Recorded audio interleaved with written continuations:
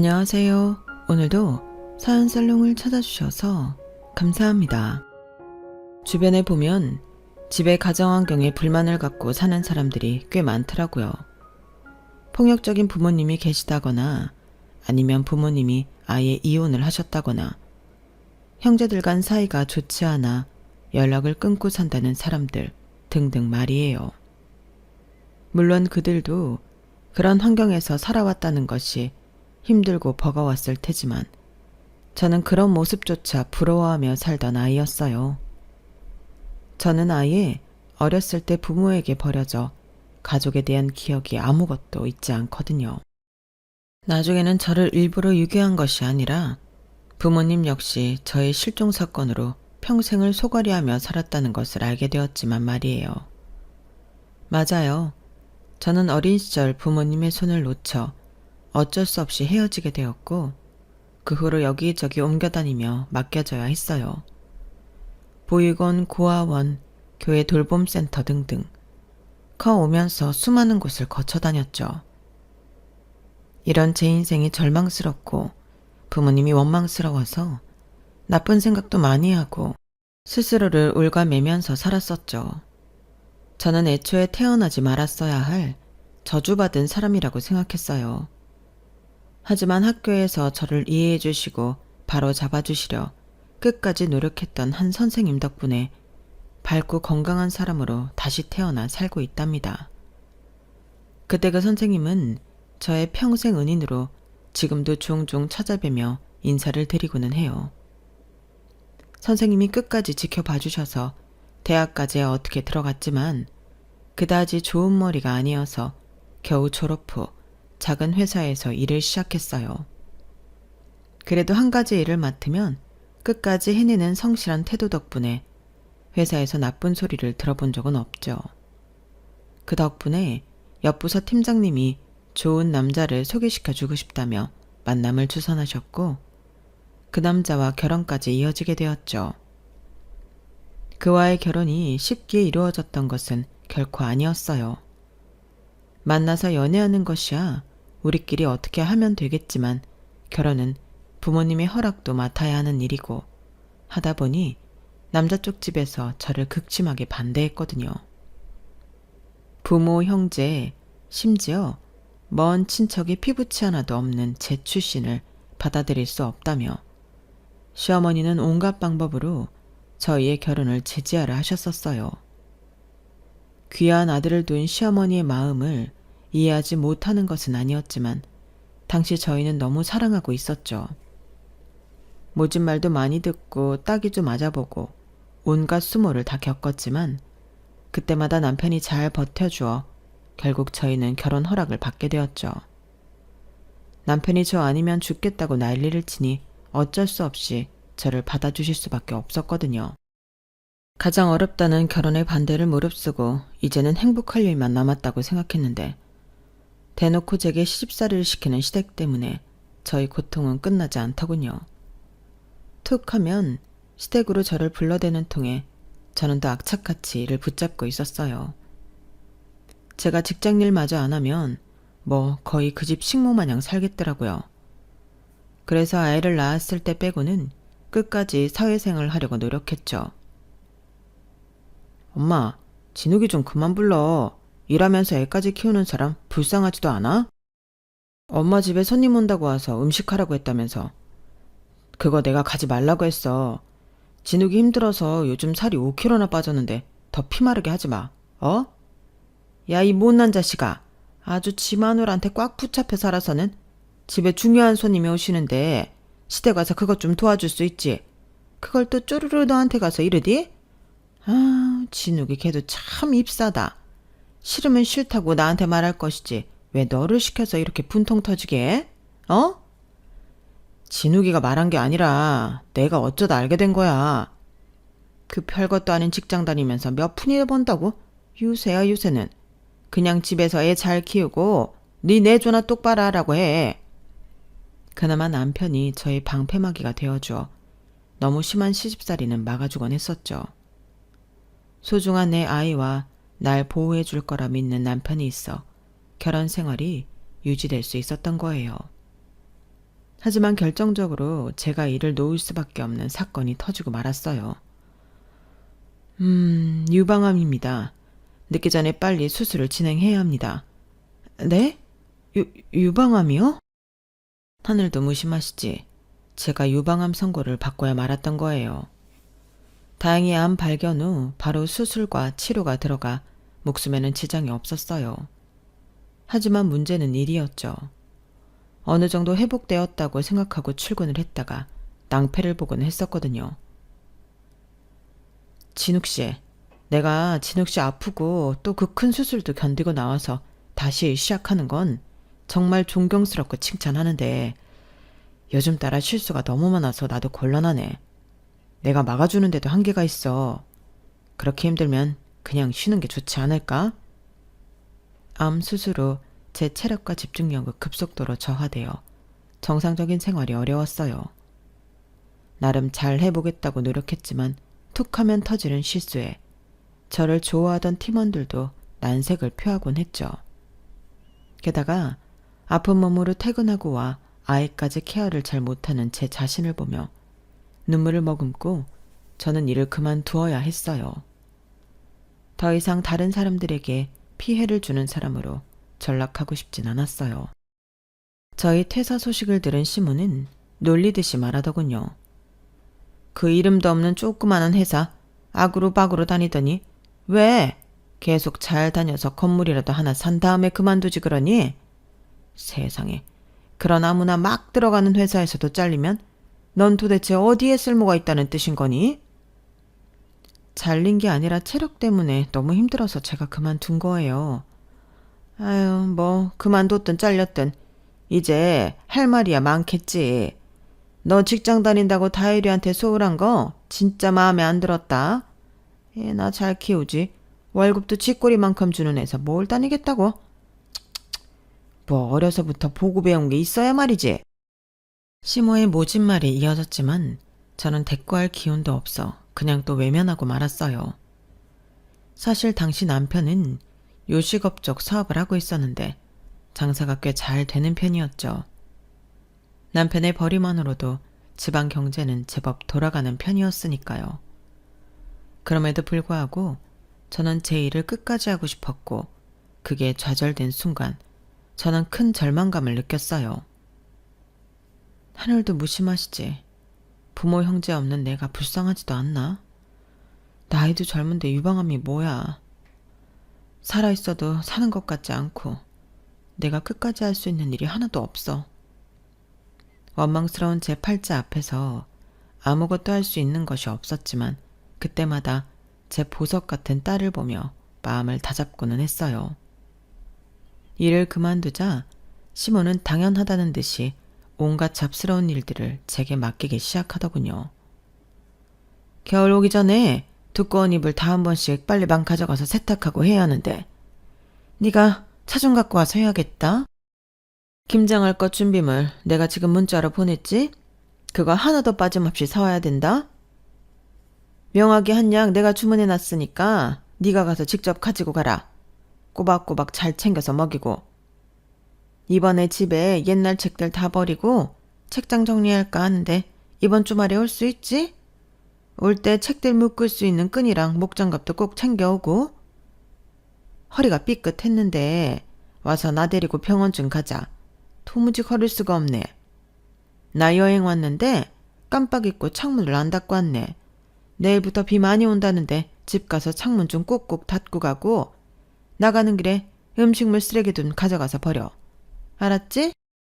이런 것들 외에도 시모는 모든 일을 제게 쉽게 명령하고 시키고는 했어요.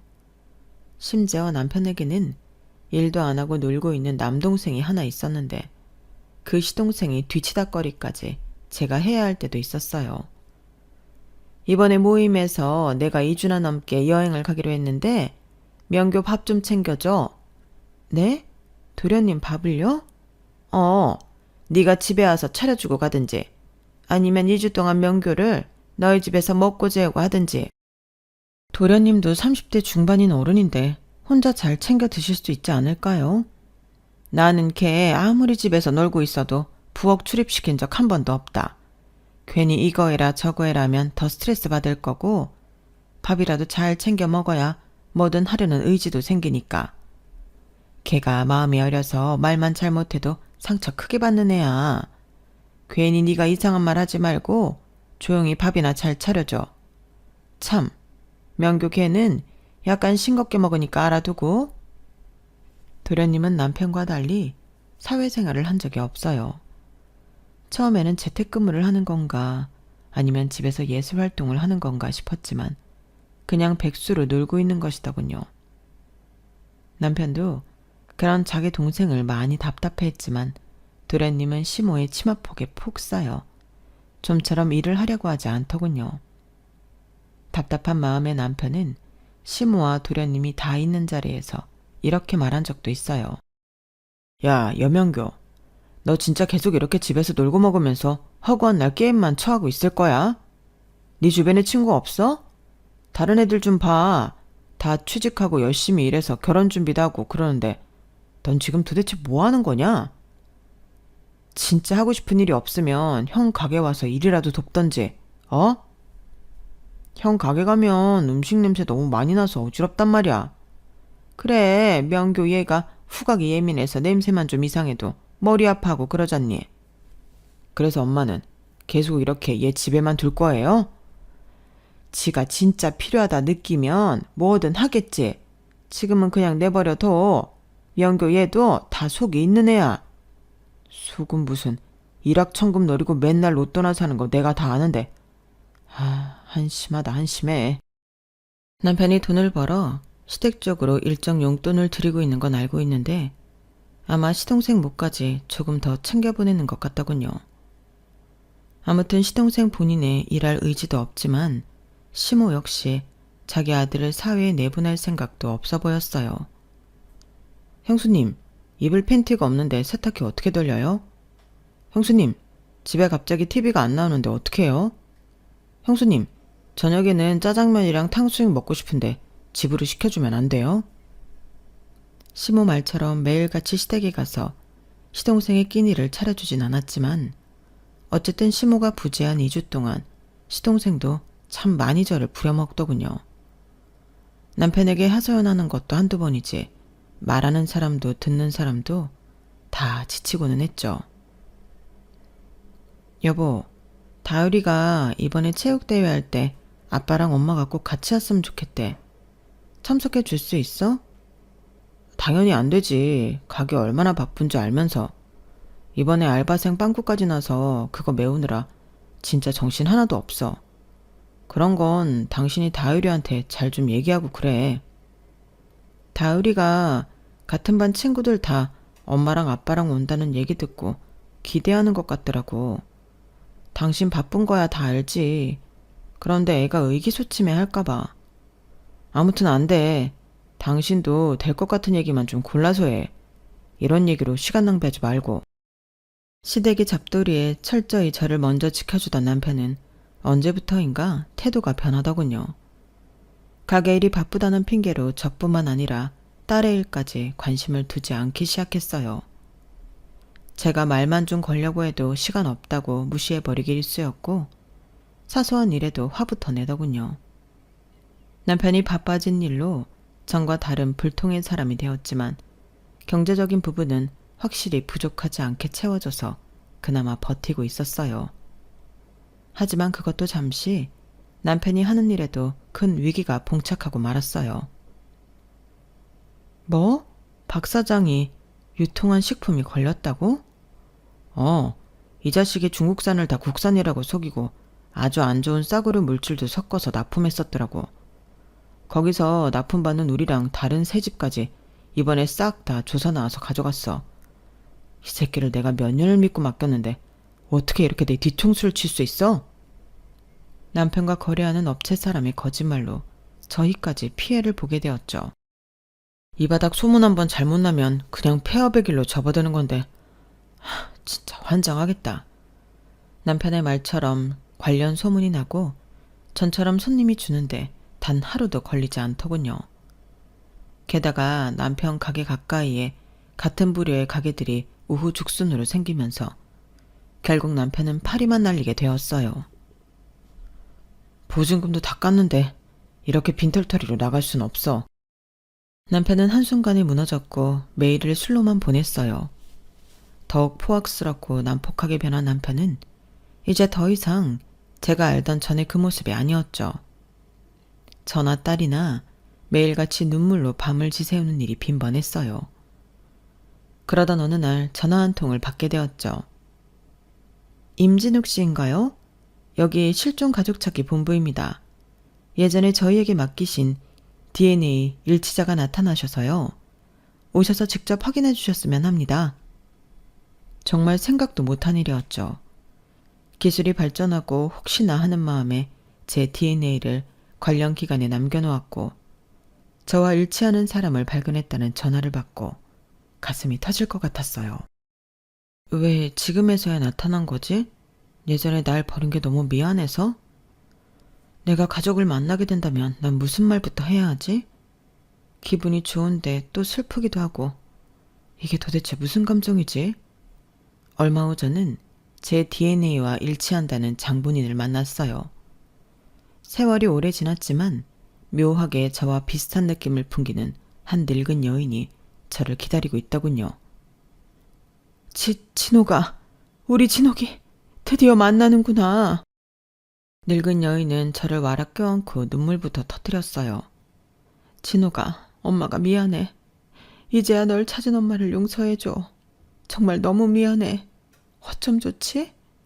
이렇게 오랜 세월 우리 딸을 못 보고 살다니.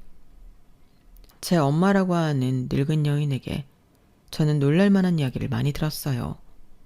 네 이름은 임진욱이야. 진욱이 아니고 진짜 옥처럼 귀한 딸이라고 내가 직접 지은 이름이야. 전 지금까지 제 이름이 진욱인 줄 알았어요. 내 귀한 딸 진욱아. 저를 왜 버리신 건가요? 버리다니. 내가 널 왜 버려? 그럼 널 잃어버린 거야.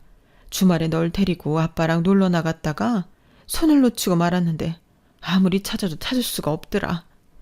경찰서에 신고해도 네 털끝 하나 못 찾더라고. 네 아빠는 너를 찾으려고 전국 팔도 안 뒤진 곳이 없단다.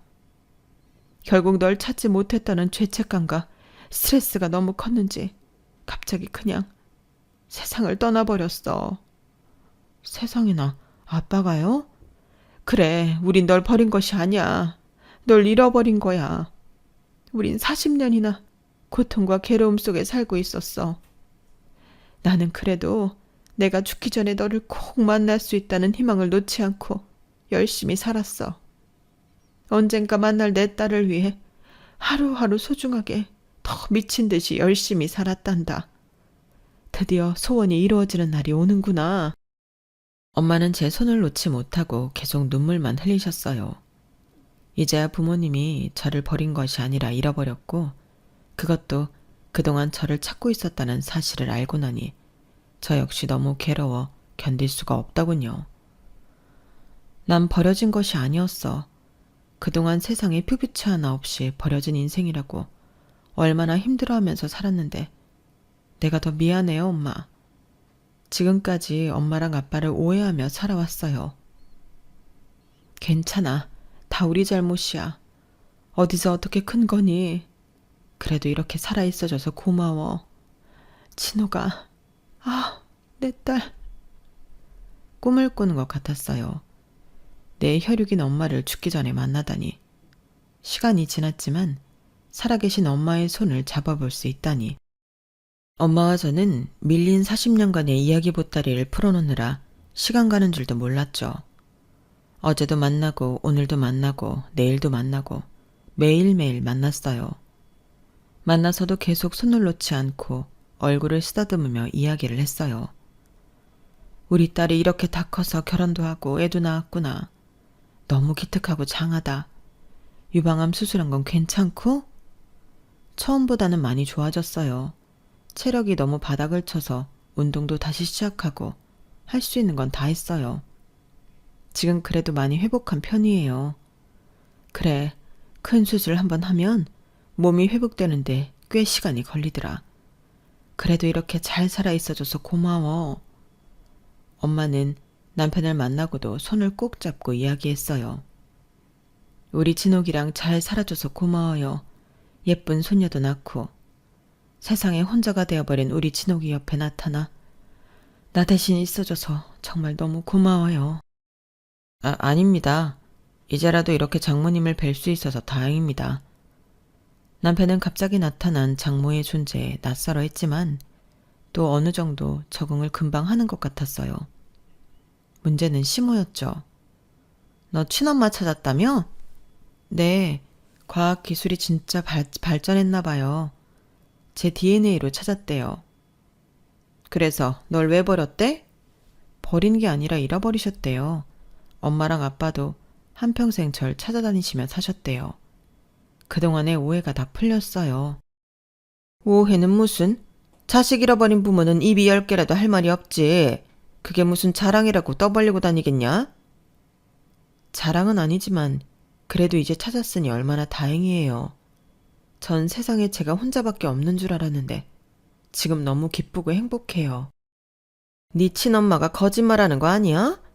네? 무슨 거짓말이요? 전에는 버린 게 맞는데 뭐 필요한 게 있으니까 DNA인가 뭐식인가로 찾아놓고 잃어버렸던 거라고. 거짓말하는 거 아니냐고. 그게 무슨 말이에요, 어머님? 찾은 식구들 중에 간이식 같은 거 필요한 사람 없나 잘 알아보고 해라. 괜히 가족 찾았다고 좋아했다가 또 뒤통수 다칠라. 시모는 삐뚤어져도 단단히 삐뚤어져 있는 사람이었어요. 저희 모녀 상봉을 아주 나쁘게 보고 있더군요. 어머니, 그동안 제게 모진 말하시고 이것저것 잡일시키셔도 저 말 한마디 안 하고 잘했잖아요. 그건 다 어머니가 다율이 할머니고 가족이라고 생각해서 묵묵히 해왔던 거예요. 그런데 이제서야 생긴 제 피부치인데 그렇게 나쁘게 말 안 하셨으면 좋겠어요. 부탁이에요. 아유, 이제 지 엄마 생겼다 이거지? 지금까지 마음에 1도 안 드는 며느리 딸처럼 생각하고 잘해줬더니 세상에나 머리 검은 짐승은 거두는 것 아니다더니 딱 맞네. 아이고, 누가 보면 너 데려다 막 부려먹은 줄 알겠다. 너 내 말이 진짜인지 아닌지 두고 봐라. 네 친엄마가 이제서야 널 찾은 진짜 이유가 있을 게다. 세상 만만한 게 아니거든. 친엄마를 찾고 세상을 다 가진 이 기분을 망치고 싶지 않아 더 이상 시모와 언쟁은 하지 않았어요. 이제 좋은 생각, 좋은 일만 생겨도 모자라니까요. 마치 엄마와 저는 연애를 시작한 연인처럼 서로에 대해서 하나씩 알아갔어요. 진호가, 이 사진 봐봐. 너 돌 때 찍은 거야. 너무 귀엽지? 이때는 네 아빠랑 완전 판박이었는데 크니까 나를 더 많이 닮은 것 같네. 와, 나 돌잔치도 했었구나. 이런 건 상상도 못했었어요. 당연하지. 우리 딸 돌잔치도 해주고 다 해줬었지. 네가 내 뱃속에 있을 땐 말이야. 얼마나 발로 배를 차던지 내가 걷다가 픽픽 주저앉을 정도였다니까. 진짜요? 내가 그랬다고? 그래서 우리는 축구선수 하나 나오겠다 했었다니까. 태동이 얼마나 활발한지 자다가도 퍽, 또 자다가도 퍽. 그때 네 다크서클이 어마어마했지. 지금이라도 사과할게요, 엄마. 두 돌 지나면서부터 펜 같은 걸 아주 야무지게 잡았었어. 다른 애들은 그냥 마구잡이로 낙서를 하는데 너는 사람 얼굴도 그리고 눈, 코, 머리카락도 다 그리더라. 재주가 아주 많은 딸이라고 네 아빠가 정말 좋아했었는데. 아빠 사진 좀 더 보여주세요. 자, 여기. 나는 원래 네 아빠의 친구랑 교제하고 있었는데 거기랑 헤어지고 아빠랑 어쩌다 결혼한 거야. 어머, 정말요? 친구의 친구를 사랑한 케이스? 나중에 그 헤어진 전 남자친구가 찾아와서 네 아빠랑 주먹 다짐도 할 뻔하고 아주 그랬어. 참, 다 추억이다. 같이 있었으면 이런 얘기 저런 얘기 더 많이 듣고 나눴을 텐데. 아니야, 진호가. 지금부터라도 우리 많이 이야기하고 많이 보고 많이 웃고 살자. 알았지? 네, 엄마. 엄마가 사실 너한테 해줄 진짜 중요한 이야기가 있어. 잘 들어야 돼. 뭔데요, 엄마? 엄마한테 지금 아파트가 몇 채 있어. 아파트요? 몇 채나 있길래? 12채가 있는데 2채는 이미 임자가 나타나서 처분할 거야. 그러니까 총 10채인 거지. 아파트가 10채나요? 세상에, 그거 다 엄마 거예요? 네 아빠 죽고 사망보험금이 나왔는데 그 돈을 어쩌지 싶어서 보고만 있는데 네 생각이 났어.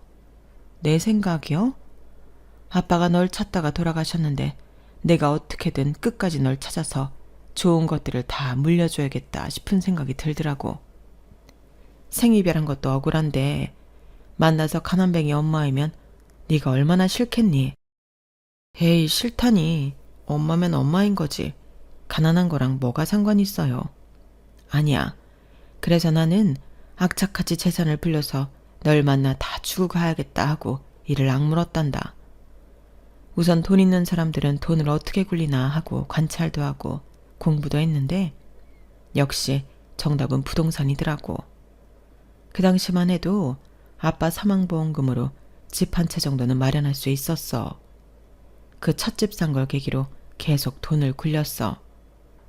처음에는 조그마한 원룸에서, 그 다음에는 방 2개짜리, 그 다음은 방 3개에 화장실 딸린 빌라. 그렇게 계속 공부하고 투자하다 보니 나중에는 지동에 있는 아파트까지 내 거가 되어 있더구나. 지동이요?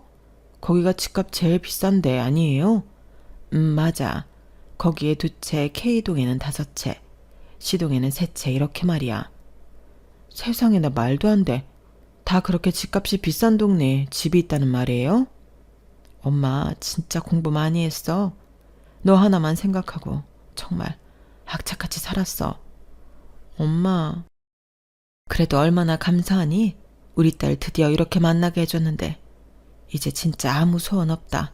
이 모든 거 다 우리 딸 거야. 네? 아니에요. 엄마가 평생을 힘들게 일궈온 건데 왜 다 저를 주세요?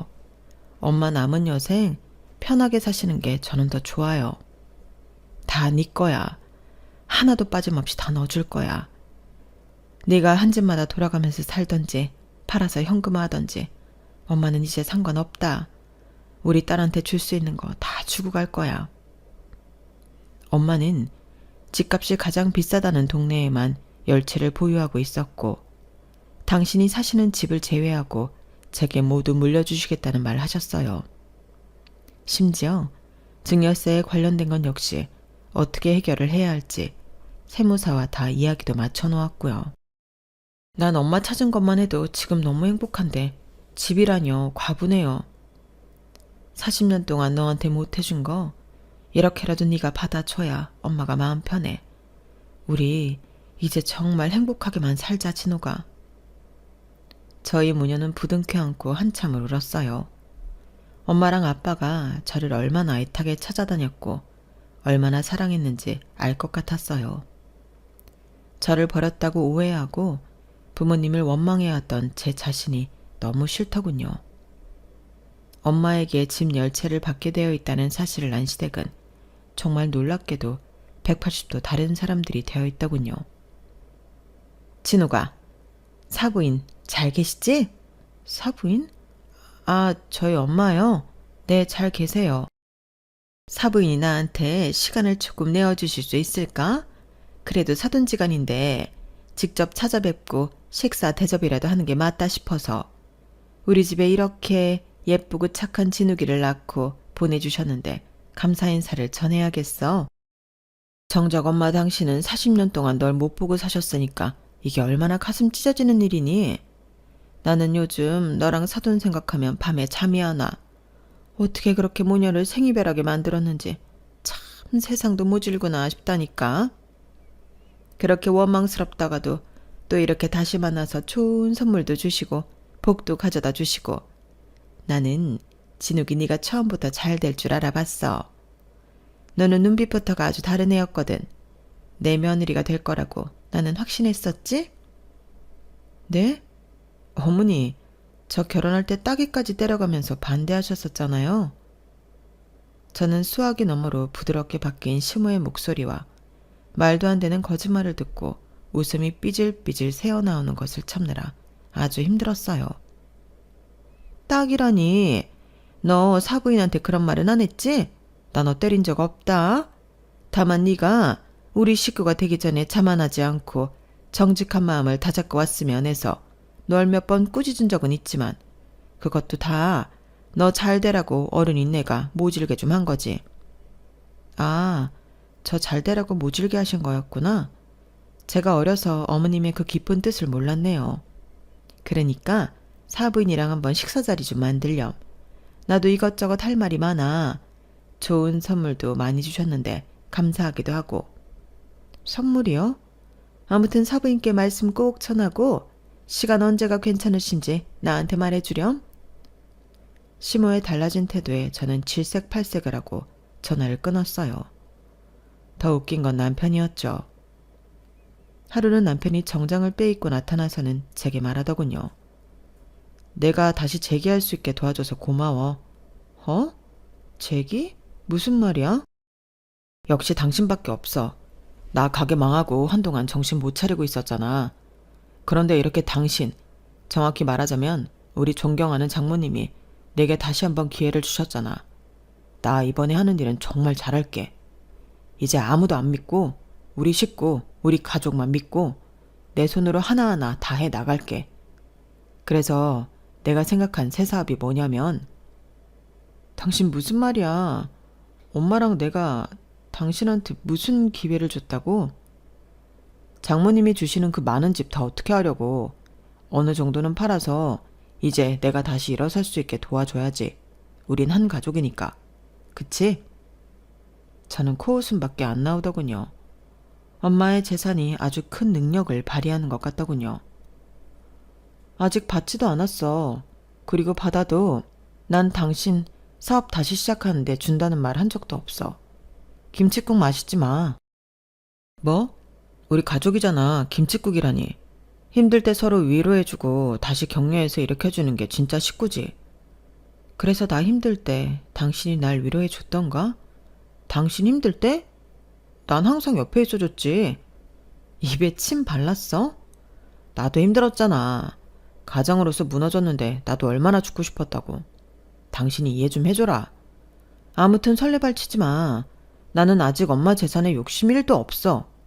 난 그냥 엄마가 있어서 좋은 것뿐이야. 알지. 나도 알지. 장모님 뭐 좋아하시지? 내가 뭐 좀 사갈까? 남편 역시 어떻게든 빌붙을 생각으로 가득 차 있더군요.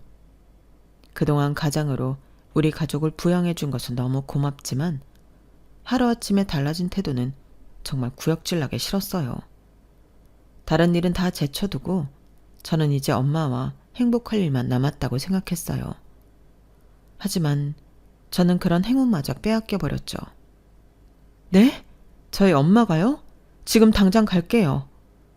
응급실에 도착해보니 엄마 몸에는 여러 호스가 연결되어 있었고 눈은 굳게 감겨있더군요. 엄마 안 돼. 우리가 어떻게 만났는데. 이렇게 가면 안 돼, 엄마.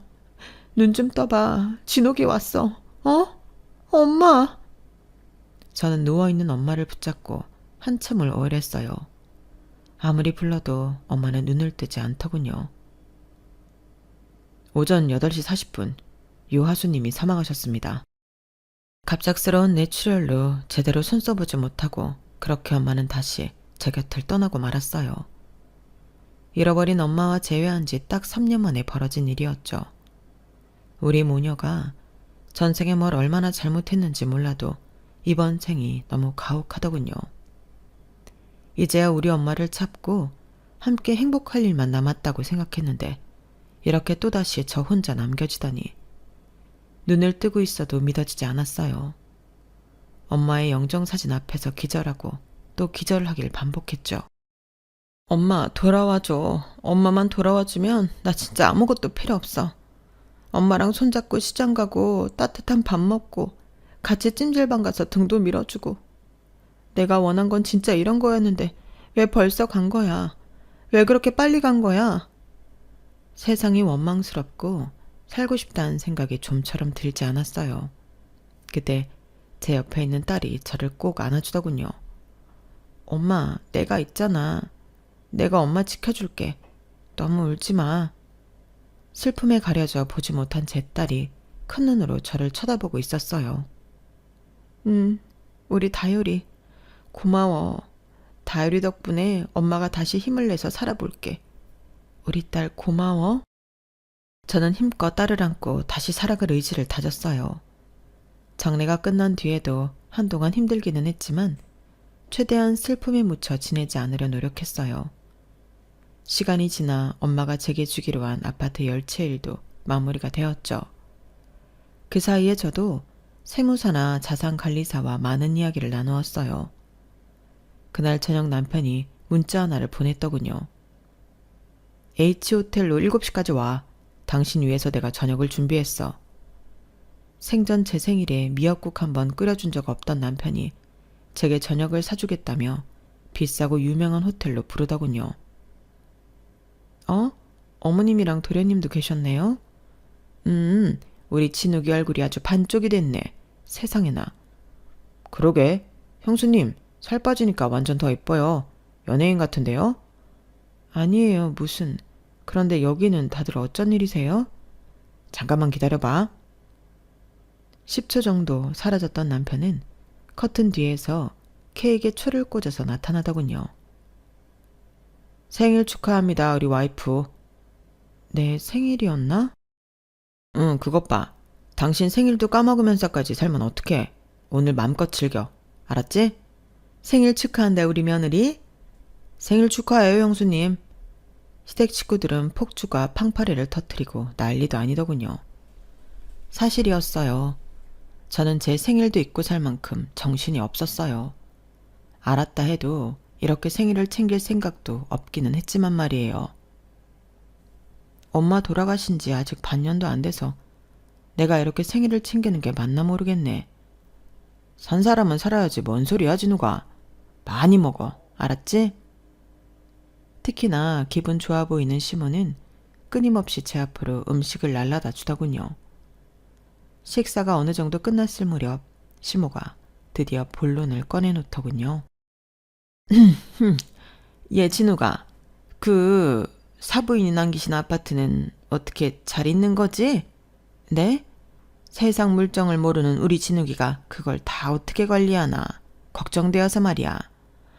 그래서 하는 말인데 그거 K동에 있는 팰리스 말이야. 제일 높은 층수로 된 거. 나랑 명교 들어가서 살게 해주면 안 될까? 우리 이제 좀 고층에서 살아보고 싶지 않니? 무슨 말씀이세요? 우리가 그거 그냥 달라는 거 아니야. 지금 살고 있는 집 팔아서 넣어줄게. 이 집 팔면 그래도 한 2억 5천원 될 거다. 그거 넣어줄 테니까 거기 한 채만 우리 다오. 명교랑 내 명의로 각각 한 채씩 주면 더 좋고. 벌써 집을 가진 듯 기뻐 죽는 시모의 얼굴을 저는 어이없이 바라보았어요. 시동생도 옆에서 한마디 거들더군요. 제가 역시 복이 좀 있는 놈인가 봐요. 형수님 같은 분이랑 가족 되려고 그동안 그렇게 일이 안 들어왔나 봐요. 그런데 왠지 그 집에 들어가 살면 앞으로 일도 술술 풀릴 것 같은 느낌적인 느낌이랄까? 벌써 고맙습니다, 형수님. 사랑합니다, 형수님. 냅다 절부터 하는 시동생을 보며 어이없어 하고 있었죠. 진우가, 장모님은 돌아가셨지만 내가 있잖아. 그리고 우리 귀여운 딸이 있잖아. 우리가 이제 진짜 가족이야. 죽을 때까지 내 옆에서 너랑 다율이 지켜줄게. 나는 우리 집 가장이니까. 그런데 우리는 시동으로 갈 거야? 아니면 쥐동으로 갈 거야? 거기 둘 다 환경이 나쁘지 않은데 새로 사업 시작하려면 아무래도 쥐동이 낫겠지. 거기가 그래도 아주 약간 더 고급 동네잖아. 내가 가서 무슨 사업할지 구상도 다 해놨어. 자, 들어봐. 남편은 제 앞에 PPT까지 준비해서 일장 연설을 늘어놓더군요. 저는 너무 황당하고 기가 막혀서 내용은 하나도 들어오지 않고 그 세 사람이 하는 짓만 넋놓고 보고 있었어요. 그러니까 우리 셋이 살 집 하나, 엄마 하나, 명교 하나 이렇게 하고 나머지 7채는 팔까? 아니면 2채 정도 더 남겨놓을까? 전세를 놔도 되고 월세를 놔도 되고. 고민이네. 아니면 다 팔고 현금화해서 우리 삐까번쩍한 건물을 하나 살까? 당신은 어떤 게 좋은 것 같아? 여기서 그만두는 게 좋을 것 같아. 어? 뭘 그만둬? 당신과의 결혼 생활. 어? 그게 무슨 소리야? 결혼 생활을 그만두다니. 나랑 이혼하겠단 소리야? 어, 당신이랑 이혼하고 여기 있는 이 악마 같은 아줌마랑 능력이나 의지라고는 눈꼽만큼도 없는 네 동생이랑 다 헤어지겠다고. 뭐? 너 말 다 했니? 악마 같은? 뭐? 능력이 없어? 네, 아줌마. 이제 다 확실히 알겠네요. 당신들 진짜 쓰레기야. 야, 너 말 조심해. 우리 엄마 장례식 때 그렇게 셋이 모여서 낄낄거리고 쑥덕거렸던 이유 이제 다 알겠어. 나 아직 우리 엄마 돌아가신 거 적응도 안 됐어. 그런데 이렇게 호텔까지 빌려서 내 생일을 위장해 파티까지 해? 다 너 위해서 그런 거지. 언제까지 그렇게 살 거야? 내 슬픔은 내가 알아서 삭히게 둬. 이런 재산 축낼 계획으로 속이나 뒤집지 말고. 재산을 축내다니. 다 같이 잘 먹고 잘 살아보자는 거잖아. 처음부터 내가 이 집 식구였던 적이 있었나? 난 그냥 식모고 깍두기 같은 사람 아니었나? 그래도 당신은 다를 줄 알았어. 그런데 다 똑같아. 제밥이나 관심이 있는 사람들이었네. 다들 알아서 잘 살아. 나 괴롭히지 말고. 저는 그 길로 아이를 데리고 그 집을 나왔어요. 바로 가장 좋은 변호사를 고용해 이혼까지 갔고요. 그 사람들이 한 번이라도 저를 가족이라고 생각했던 적이 과연 있을까요? 그랬다면 엄마가 돌아가셨을 때 제 손을 잡고 위로해주고 아픔을 함께 해주지 않았을까요? 엄마가 돌아가시는 순간부터 이런 계획을 짜고 있었을 그들을 생각하니 아직도 머리가 쭈뼛거리네요. 저는 저희 딸과 새롭게 시작할 준비를 하고 있어요. 하늘에서도 엄마 아빠가 저를 지켜보고 응원해 주셨으면 좋겠어요. 엄마 아빠 고마워요. 사랑해요. 저는 다율이의 손 절대 놓치지 않을게요. 제 이야기는 여기까지입니다. 들어주셔서 감사합니다. 가족들과 행복한 하루하루 보내시길 진심으로 바랍니다. 여러분, 사연 댓글에 응원과 현명한 조언 부탁드려요. 좋아요와 구독은 저에게 큰 힘이 됩니다. 오늘도 좋은 일 가득하세요.